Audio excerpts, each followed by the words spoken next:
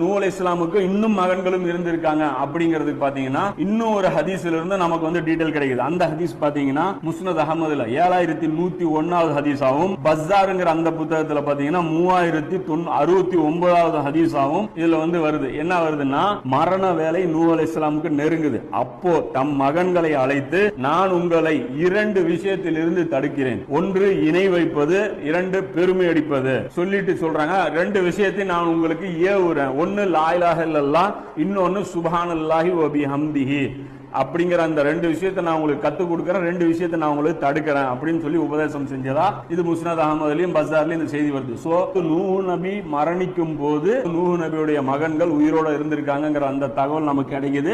குர்ஆன்ல வந்த அந்த ஒரு மகன் மட்டும் நூஹ் நபிக்கு மகன் கிடையாது, பல மகன்கள் இருந்திருக்கிறாங்க அப்படிங்கிறது நமக்கு தெரியுது. அந்த திருமீதியில வரக்கூடிய அந்த செய்தி மூலமா நமக்கு என்ன தெரியுது, நூஹ் நபிக்கு 3 மகன்கள், ஹாமுங்கிற ஒரு கருப்பரு, சாமுங்கிற ஒரு நாம, யாஃபீஸ்ங்கிற ஒரு வெள்ளையர்கள் அப்படிங்கறது நமக்கு புரியும். அந்த சாமுங்கிறது கூட நீங்க என்சைக்ளோபீடியால கூட பாத்தீங்கன்னா புரிஞ்சுக்கும். இந்த செமிட்டிக் அப்படின்னு சொல்லுவாங்கல்ல, செமிட்டிக் மதங்கள், செமிட்டிக் லாங்குவேஜஸ் அப்படிம்பாங்க.